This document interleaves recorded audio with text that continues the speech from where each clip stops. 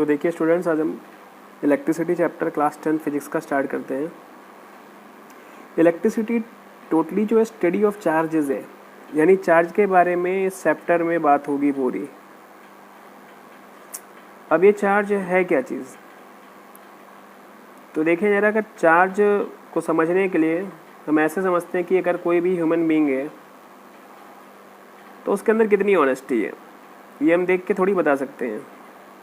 वो कितनी honesty hold करता है वो उसके अंदर की बात है ना, इंट्रिंसिक प्रॉपर्टी है ना उसकी। इसी तरीके से कोई भी मैटर है, कोई भी मटेरियल है, उसके अंदर कितना चार्ज है वो उसकी इंट्रिंसिक प्रॉपर्टी है। इसको समझने के लिए हमने एग्जांपल पे एटम से समझा है कि जैसे समझिए एटम है, सोडियम का एटम है। अभी न्यूट्रल स्टेट में ले रहे हैं, इलेक्ट्रॉन बाद में निकालेंगे जब Na+ बनाएंगे, ठीक है। अभी न्यूट्रल Na है, सिर्फ सिंपल सा, ठीक है, ये नहीं है कुछ। तो जब Na है तो number of electrons in Na, sodium में 11 इलेक्ट्रॉन्स होते हैं। And due to the 11 electrons, 1 electron carry 1 negative charge, so 11 electrons have negative of 11। Okay, number of protons कितने होंगे अब आपको पता होगा। Inside an atom number of electrons and number of protons are remain same. That means अगर number of electrons 11 हैं तो number of protons भी 11 होंगे, दोनों 11 हो गए। एक इलेक्ट्रॉन के पास चार्ज, एक नेगेटिव का, तो 11 इलेक्ट्रॉन्स के पास चार्ज -11, नेगेटिव 11 हो गया। एक प्रोटॉन के पास चार्ज, एक पॉजिटिव, 11 प्रोटॉन के पास चार्ज, 11 पॉजिटिव। अब अगर हम देखें नेट चार्ज कितना है, यानी एक सोडियम का जो एटम है उसका नेट चार्ज कितना है, तो नेट चार्ज जो होता है एटम के अंदर वो इलेक्ट्रॉन्स और प्रोटॉन्स के कारण ही होता है। तो नेगेटिव 11 और प्रोटॉन्स के कारण पॉजिटिव 11 हमने अगर ऐड किया तो नेट चार्ज आ गया 0, +11 -11 0 आ गया। और हम पहले से ही जानते हैं कि net charge inside an atom is 0 because number of electrons and number of protons are same. चलो आगे देखते हैं। अब अगर हम देखें कि मान लीजिए कि एक इलेक्ट्रॉन्स ने लूज़ कर दिया, डोनेट कर दिया। ऐसा करने से क्या होगा, इलेक्ट्रॉन बाहर चला गया, इसने लूज़ कर दिया, इलेक्ट्रॉन निकाल दिया अपना एक, यानी एक इलेक्ट्रॉन कम कर दिया। पहले इलेक्ट्रॉन कितने थे, 11 थे, अब कितने रह गए, 10 रह गए। एक इलेक्ट्रॉन के पास चार्ज, एक नेगेटिव, अब 10 इलेक्ट्रॉन रह गए, तो 10 इलेक्ट्रॉन के पास चार्ज, 10 नेगेटिव, नेगेटिव ऑफ 10। लेकिन प्रोटॉन कितने, प्रोटॉन तो उतने ही है ना, 11, पहले भी 11 थे, अभी भी 11 है। प्रोटॉन के बारे में बात ही नहीं हुई, प्रोटॉन तो वैसे ही है, प्रोटॉन तो न्यूक्लियस में वैसे ही है ना, इलेक्ट्रॉन ही तो निकला है, इलेक्ट्रॉन ही तो एक कम हुआ है, 11 से 10 हो गया ना। प्रोटॉन तो अभी भी 11 है, सो 11 प्रोटॉन है, एक प्रोटॉन के पास चार्ज 1 पॉजिटिव, 11 प्रोटॉन के पास charge 11 positive. So net charge कितना हो गया, अब नेट चार्ज हो गया पॉजिटिव 11 और नेगेटिव का 10। अगर ऐड करो इनको तो पॉजिटिव 1 आएगा। सोडियम ने एक इलेक्ट्रॉन निकाला तो अब Na से Na+ हो गया ना, ये प्लस साइन क्या शो कर रहा है कि उसने एक इलेक्ट्रॉन लूज़ कर दिया, कैटायन फॉर्म कर लिया, ठीक है। यानी सिंपल हमने समझा कि एक प्लस का एक चार्ज आ गया। दूसरा एग्जांपल लेते हैं क्लोरीन का। अगर क्लोरीन का एग्जांपल देखें तो क्लोरीन अभी न्यूट्रल स्टेट में देख रहे हैं, ये इलेक्ट्रॉन अभी नहीं गेन कर रहा है, ठीक है। तो न्यूट्रल स्टेट में अगर देखें तो electron, number of electrons in chlorine 17। So due to 17 electrons, net charge due to electron, charge due to electron, total charge due to electron. So 1 electron having 1 negative, so 17 electrons, due to 17 electrons the total negative charge is -17. And number of protons in chlorine atom that are also 17 because number of protons and number of electrons are remain same inside an atom. Now due to 17 protons, it have 17 positive charge because 1 proton have 1 positive charge, so 17 proton have 17 positive charge. Net charge, so by adding both +17 and -17 net charge equal to 0, net charge 0 आ गया। तो आपको इतनी बात तो पहले से ही पता होगी कि net charge inside an atom is 0, net charge 0 है। ये प्लस चार्ज तभी आया ना जब इलेक्ट्रॉन को इसमें लूज़ किया और Na+ बनाया। अब एक इलेक्ट्रॉन मानो क्लोरीन ने ले लिया, गेन करा, एक इलेक्ट्रॉन गेन किया, और जैसे ही एक इलेक्ट्रॉन गेन किया तो इलेक्ट्रॉन 17 से होगा 18। So now negative charges due to electron 17, neutral state में 17 थे, अब 18 हो गए हैं। एक इलेक्ट्रॉन गेन करा तो 18 हो गए हैं। एक इलेक्ट्रॉन के पास चार्ज, एक नेगेटिव, 18 इलेक्ट्रॉन के पास चार्ज, नेगेटिव 18। प्रोटॉन्स तो वैसे के वैसे ही रहेंगे ना, प्रोटॉन में तो कोई चेंजमेंट हुआ नहीं ना, इलेक्ट्रॉन ही तो आया है। प्रोटॉन तो अभी भी 17 है, 17 अभी भी रहेंगे, 17 पॉजिटिव का चार्ज अभी भी है। तो नेट चार्ज कितना हो गया अब? -18 + 17 -1, ऐड करें हमने दोनों को, नेट चार्ज अब आ गया -1। तो हमने ये देखा कि जब एक इलेक्ट्रॉन निकला तो पॉजिटिव चार्ज, और जब एक इलेक्ट्रॉन गेन किया तो नेगेटिव का चार्ज आया। तो इससे हमें ये पता चला इन दोनों एग्जांपल से कि चार्ज दो टाइप का होता है। तो नेचर ऑफ चार्ज अगर देखें तो चार्ज बेटा 2 टाइप्स का होता है। तो charges are of 2 types, positive charge and negative charge, positive charge and negative charge. अब हमें ये समझना है कि ये तो दोनों चार्ज, दोनों टाइप के चार्ज जो हैं, पॉजिटिव का और नेगेटिव का, इनका कॉन्सेप्ट क्या है, कैसे आया पॉजिटिव का चार्ज और नेगेटिव का चार्ज। तो एक बात समझो, तुमने अभी तक पूरे ओवरऑल इसमें क्या समझा कि चार्ज कैसे आ रहा है, ये पॉजिटिव का चार्ज कैसे आया, क्यों आया, नेगेटिव का चार्ज क्यों आया। तो बेटा दोनों केस में देखा तुमने कि जब इलेक्ट्रॉन बाहर गया, इलेक्ट्रॉन बाहर के जाने से नेगेटिविटी जो थी वो कम हो गई, पहले -11 था, -10 रह गया, और पॉजिटिविटी क्या है, बढ़ गई, ठीक है। और इलेक्ट्रॉन के आने से नेगेटिविटी बढ़ गई, तो नेगेटिविटी बढ़ने से नेगेटिव चार्ज अटेन कर लिया इसने एटम ने, ठीक है। तो इस तरीके से नेगेटिव चार्ज और पॉजिटिव चार्ज आए। अब ये समझना है, अब ये एक बात ये समझो कि नेगेटिव चार्ज आया इलेक्ट्रॉन के आने से और पॉजिटिव चार्ज आया इलेक्ट्रॉन के जाने से। इलेक्ट्रॉन गया तो इलेक्ट्रॉन कम हो गए, प्रोटॉन ज़्यादा हो गए। तो दोनों केस में हमने देखा चार्ज तब आ रहा है, कोई भी बॉडी में चार्ज तब आ रहा है, चाहे वो नेगेटिव हो, चाहे वो पॉजिटिव हो, चाहे वो नेगेटिव हो, चाहे वो पॉजिटिव हो। चार्ज बॉडी तब गेन कर रही है जब इलेक्ट्रॉन या तो लूज कर रही है या तो इलेक्ट्रॉन गेन कर रही है।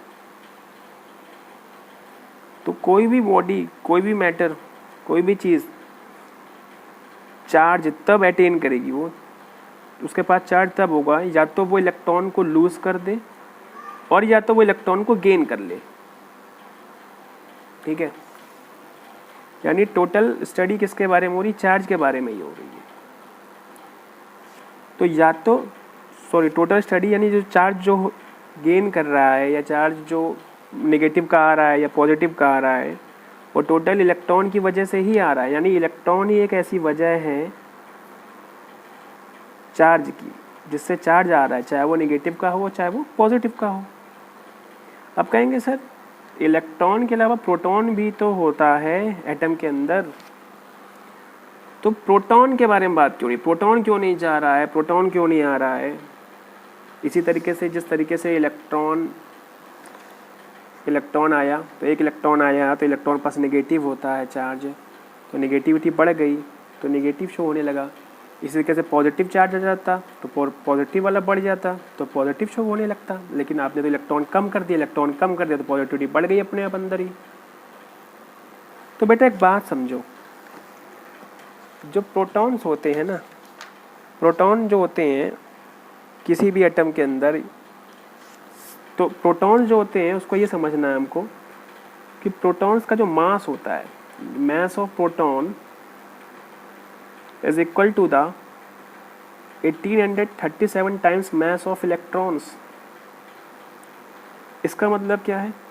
इसका मतलब ये है कि इलेक्ट्रॉन के भार से 1837 टाइम्स भारी होता है प्रोटॉन, यानी proton is heavier than the electron. और कितने टाइम्स? 1837 टाइम्स।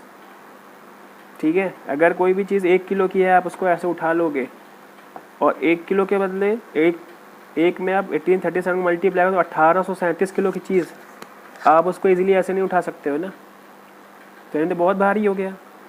अब किसी भी एटम के अंदर अगर हम देखें तो न्यूक्लियस में उसके प्रोटॉन्स होते हैं और इलेक्ट्रॉन्स होते हैं शेल में। अब इलेक्ट्रॉन हल्के हैं तो ये इजीली आ जा सकते हैं, प्रोटॉन्स भारी होते हैं तो वो न्यूक्लियस में वहीं होते हैं, वो हिलते डुलते नहीं अपनी जगह से, वो मूव नहीं करते हैं। तो जो भी चार्ज जो बना किसी भी एटम के अंदर, जो चार्ज डेवलप हो रहा है, चाहे वो नेगेटिव का हो चाहे वो पॉजिटिव का हो, उसकी वजह क्या है? वजह है इलेक्ट्रॉन का मूवमेंट। यानी इलेक्ट्रॉन या तो लूज़ कर रहा है कोई एटम या तो गेन कर रहा है, तो चार्ज उस पर डेवलप हो रहा है।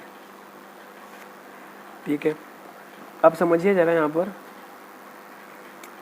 चार्ज जो है, चार्ज की स्टडी जो है, अगर चार्ज की स्टडी हम ऐसे कर रहे हैं कि चार्ज रेस्ट में है, चार्ज को बेटा हम क्यू सिंबल से शो करेंगे। क्यू लेटर से हम डिनोट करते हैं, समटाइम्स स्मॉल क्यू और कैपिटल क्यू। तो चार्ज को हम लेटर क्यू से डिनोट करते हैं, शो करते हैं। ठीक है, जब चार्ज रेस्ट में होगा, जब चार्ज रेस्ट में होगा तो उसकी स्टडी जब हम करेंगे तो उसको हम कहेंगे स्टैटिक इलेक्ट्रिसिटी। स्टैटिक इलेक्ट्रिसिटी कब होगी? जब चार्ज रेस्ट में होगा। और जब चार्ज मोशन में होगा तो उसकी स्टडी जो हम करेंगे उसको हम कहेंगे करंट इलेक्ट्रिसिटी।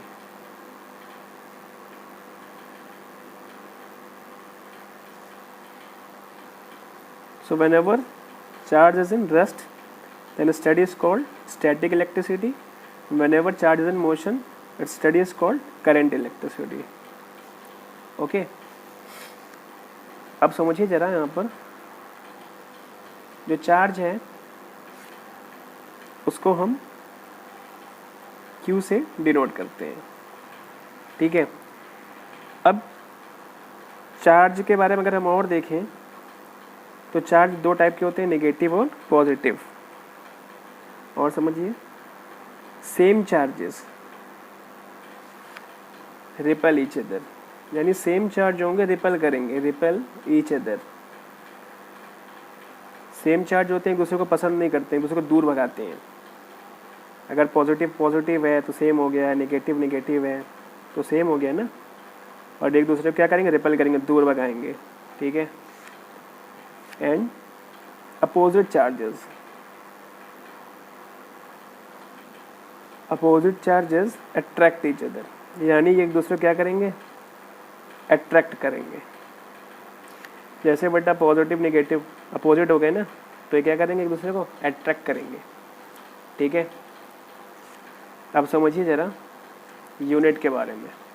फिजिक्स में कोई भी चीज़ अगर आप पढ़ रहे हैं तो बेटा उसका यूनिट जो है मस्ट है, उसका यूनिट आपको आना चाहिए।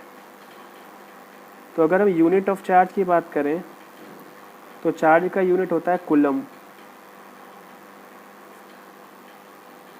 जिसको हम C से रिप्रेजेंट करते हैं। ओके, यानी चार्ज की जो SI यूनिट है वो है कूलम। इसके बाद CGS यूनिट अगर हम देखें तो चार्ज की CGS यूनिट होती है state coulomb.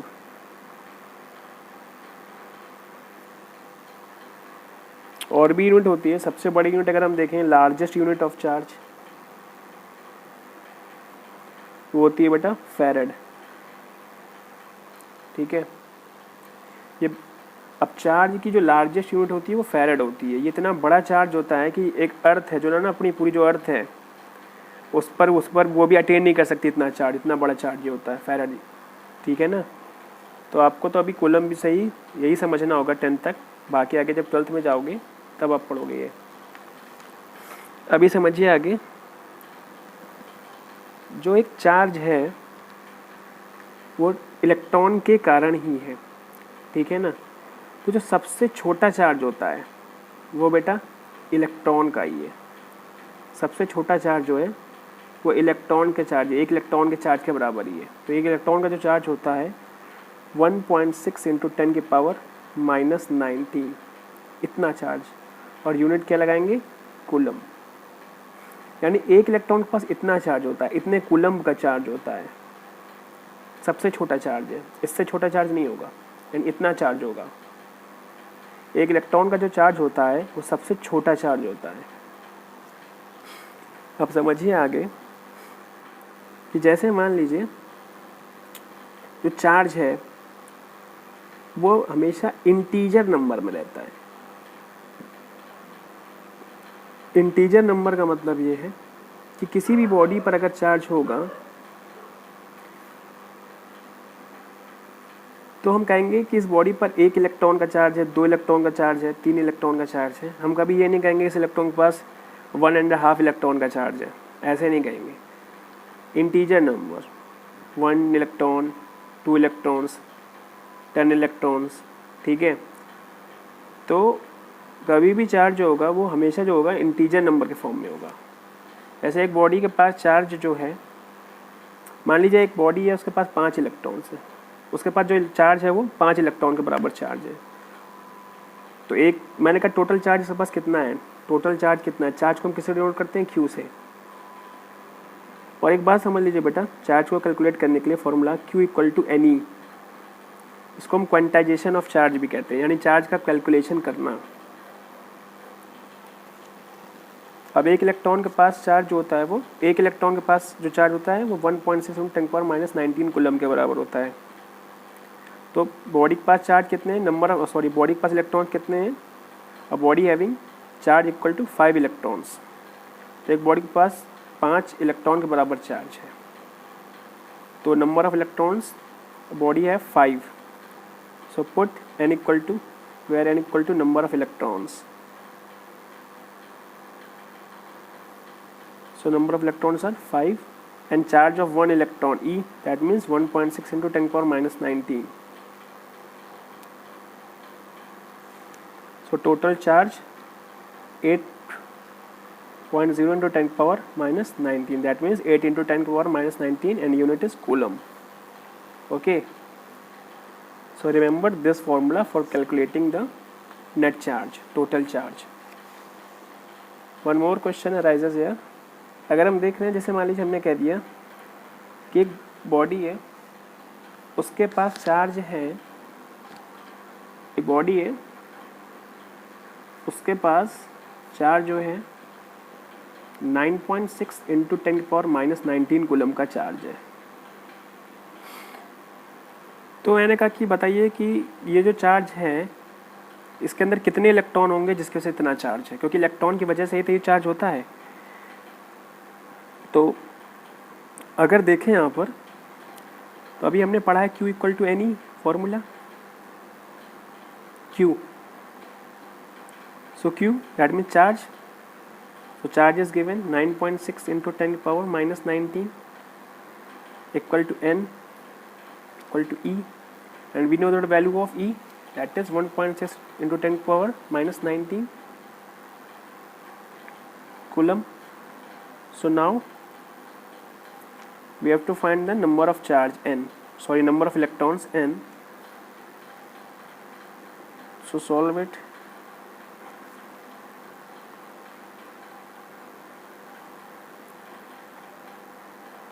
So N equal to 6. So 6 electrons, the body having 6 electrons. Okay. तो अब एक बात और समझिए आप, यहाँ पर जो चार्ज होता है, सबसे छोटा चार्ज होता है वो 1 इलेक्ट्रॉन के बराबर चार्ज होता है, और किसी भी बॉडी में अगर चार्ज आता है वो इलेक्ट्रॉन के कारण ही आता है। अगर किसी बॉडी में एक एक इलेक्ट्रॉन निकल जाता है, उससे एक इलेक्ट्रॉन निकल जाता है, जैसे हमने यहाँ पे समझा एक इलेक्ट्रॉन निकल गया, तो एक इलेक्ट्रॉन के निकल जाने से बॉडी पर पॉजिटिव का 1 इलेक्ट्रॉन चार्ज आ गया, और किसी बॉडी में एक इलेक्ट्रॉन आ जाता है तो निगेटिव का 1 इलेक्ट्रॉन यानी निगेटिव का एक चार्ज उस पर आ गया। इसका मतलब क्या है, तो देखो यार, इसका मतलब ये है बेटा, प्रोटॉन और इलेक्ट्रॉन का जो चार्ज होता है ना वो इक्वल होता है। इलेक्ट्रॉन का जो चार्ज होता है, ये जो चार्ज होता है इलेक्ट्रॉन पर जो चार्ज होगा वो हम कहेंगे माइनस का 1.6 इंटू 10⁻⁹। एक इलेक्ट्रॉन का चार्ज इतना होता है, क्योंकि इलेक्ट्रॉन जो होता है बेटा वो निगेटिव नेचर शो करता है और प्रोटॉन जो होता है वो पॉजिटिव नेचर शो करता है। तो एक प्रोटॉन के पास जो चार्ज होता है तो वो 1.6 इंटू 10⁻⁻⁹ होता है। ठीक है, तो इसको भी आप ध्यान रखना कि जो चार्ज होता है वो 2 टाइप का नेचर शो करता है, पॉजिटिव और नेगेटिव। और चार्ज जो होगा वो अगर एक प्रोटॉन के कारण चार्ज, जैसे मान लीजिए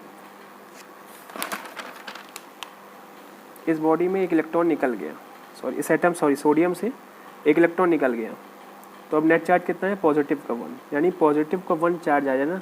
अब पॉजिटिव 1 क्या है, एक प्रोटॉन के कारण चार्ज ही तो है, यानी एक प्रोटॉन के कारण चार्ज जो है वही तो पॉजिटिव 1 है। अब एक प्रोटॉन के पास कितना चार्ज होगा,